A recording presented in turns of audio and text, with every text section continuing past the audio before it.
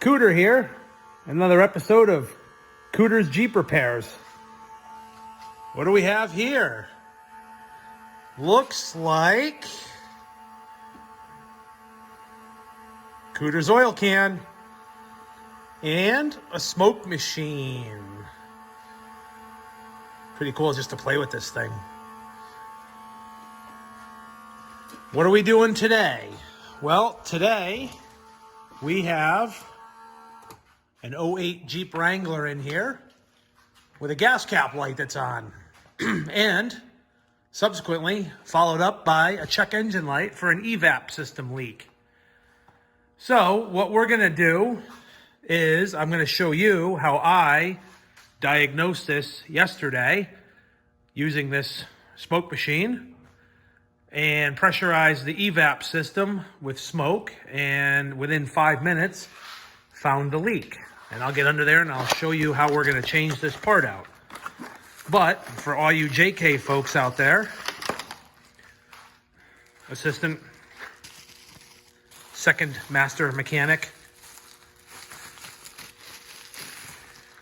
this is the leak detection pump for a JK. This bolts underneath, it clips on to the front of the Evap canister. I'll show you that when we get under there. What I discovered when we put smoke to this thing, and I'll show you before we change it, is where this goes on to the canister, it was leaking smoke out on the edge, all around it. Now in the box here, there is a piece of paper. I presume these are directions. We're just gonna get rid of those because we're not chicks. There's an O-ring, and usually these fail. So this is an 08. I don't know if this part's ever been changed. I'll show you how I set it up here, how I found it, what it looked like, and then I'll show you changing this part right here. So this is one part of the Evap system. There is the charcoal canister. There's a bunch of plumbing to and from the fuel tank. There's a few lines, actually one line that comes all the way up here to the purge solenoid, which is right here. And then the second line goes up here to the intake manifold.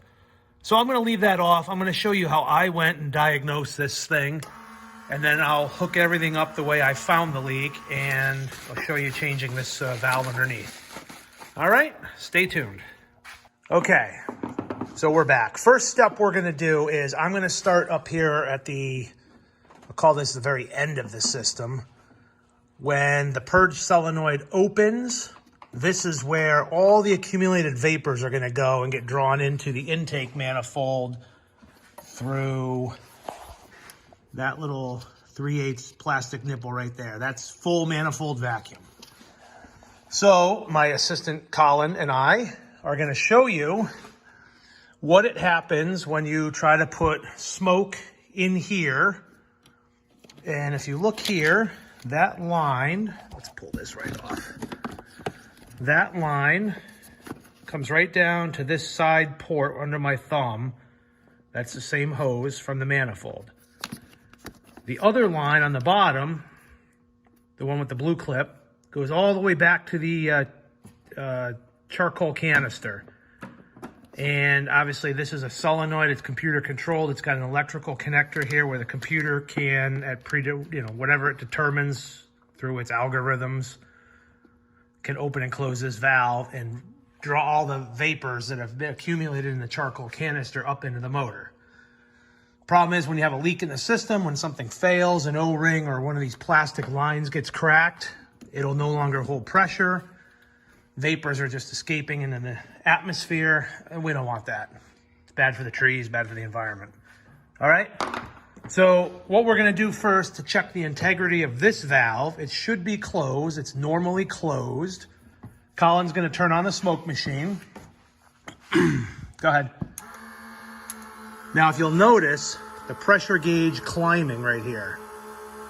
And you can hear the motor, the electric motor in here bogging down. The flow meter is very low, so we don't have any flow. What we're doing is we're pumping smoke into this line right here, and it's only going as far as this purge valve.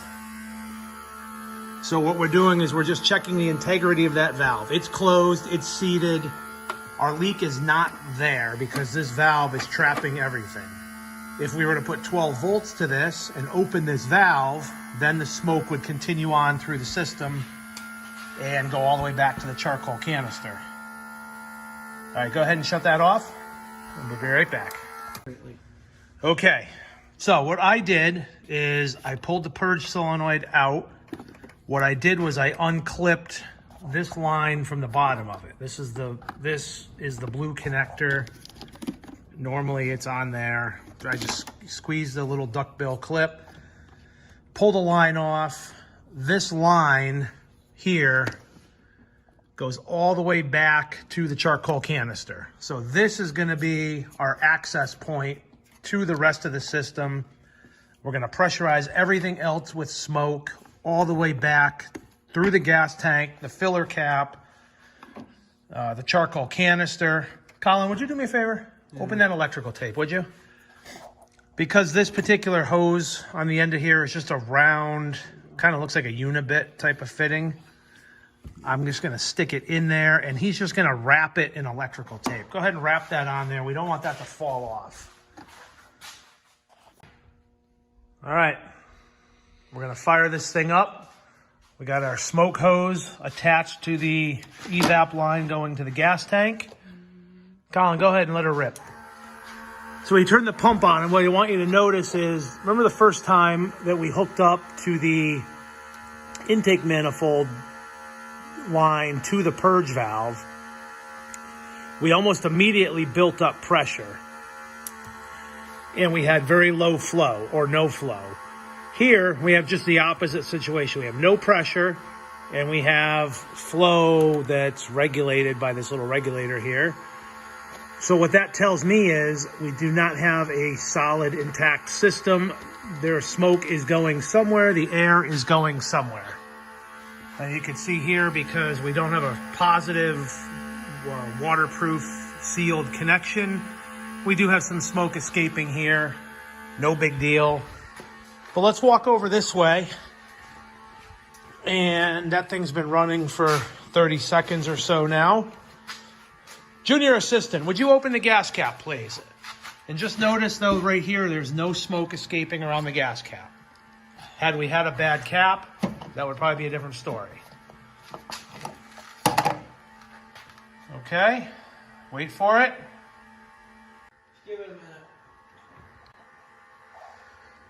I haven't even gotten the smoke out here yet, so I'll tell you when. Okay, so now I'm under the Jeep. We're not up on a lift, so I apologize if I'm close up. And we just turned the smoke machine back on.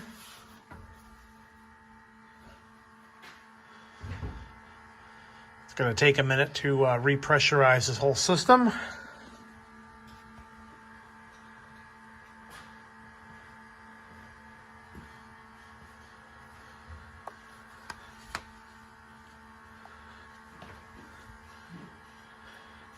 Did we put the gas cap back on?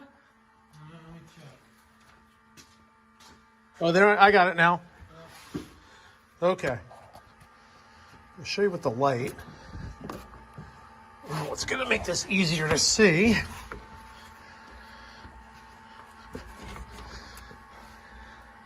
I'm trying to get it so you guys can see this.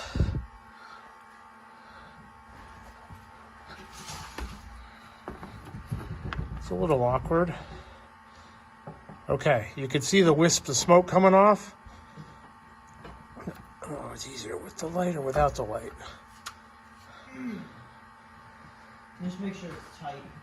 Yep, no, I got smoke, good smoke coming out now. Yeah. So that's the leak detection pump right here. This piece is what we're gonna attempt to replace. It's a little hard to pick up the smoke. When you're here in person, it's very easy to see, and you can actually see where it's coming out the side. The video doesn't necessarily pick it up well, but it's coming right out where the leak detection pump clips onto the charcoal canister. So in order to change that, okay, back on here. I needed 2 hands to get this electrical connector off of the leak detection pump. I'm just gonna tuck that up out of the way for now. I had to get a little pick tool under here. What I use is this little 90-degree point. I worked it in alongside, worked it around, got the rubber boot back. So that is the vapor, that is the vent line that goes up to the filler neck. Then what we're gonna do on the leak detection pump, let me grab my screwdriver here. You'll see, and a lot of times this is broken off. There's a little tab here. And if you push that tab in and turn the pump 45 degrees, it'll pop off. Now, where I believe the leak was coming from, and you can see the pump actually moves. There's a moving piece in there, and I'll show you this close up later, but let's focus on getting this O-ring off of here and changing this right now. We're going to pull this O-ring out. Okay, there's the old O-ring. These are the common fail points on these pumps. This little O-ring right here. A new one came in the kit. So what I'm going to do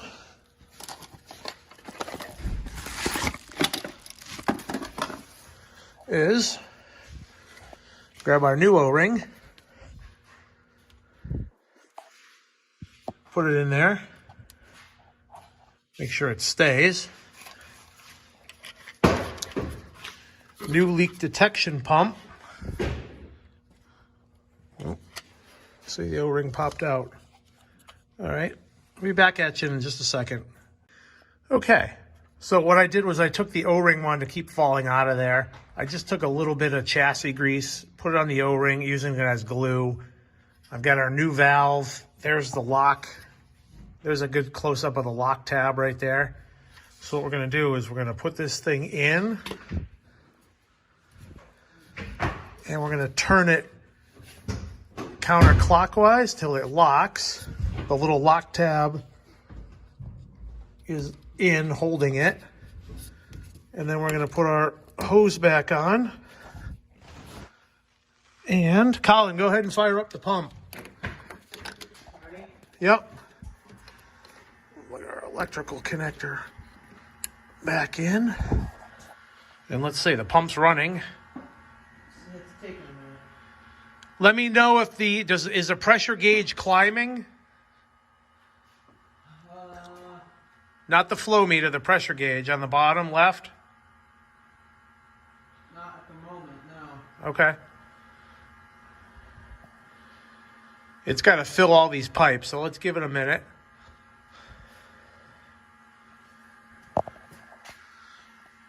With the old one in there, by now we had smoke pumping out of the side of this thing. It appears that we do not have smoke coming out anymore. I don't see any. I'll tell you. Yeah, it's still sitting on 0. What we're going to do is clear the trouble codes on this computer and see what happens. But you can see I've got the smoke machine running.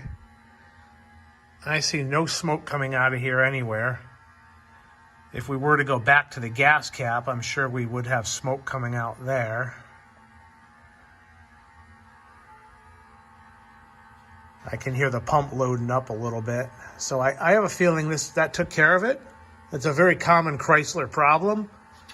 Very similar or same valve on a lot of different Chrysler vehicles. I'm going to clear the codes, and I think we're going to call that complete. All right, I'm going to crawl out from under this Jeep and wrap this up. All right, here we are, wrapping this up. So here's what we took out. Here's an up-close look at it. You can see there is a piece in there that moves. That's just got to be the pump. It must move back and forth. I don't know how it works. I don't really care. I know it had a leak. This pump is probably fine. This is the O-ring. This probably no longer was sealing. But we'll see what happens. This is what I put in. Standard ignition LDP 14 leak detection pump. This one basically almost fell out when I twisted it. The new one was very snug. It had a nice firm click locking in. We refilled it with smoke, and we didn't get anything coming out. Not one trace of smoke coming out where we just had a major leak. So what we're gonna do is Colin's gonna clear the codes with the blue driver because that's just quick and easy. And we're gonna fire this thing up and we're gonna drive it. And we're gonna see if the gas cap light comes back on. All right, so he's gonna take care of that. We're gonna break everything down and we'll call that a wrap.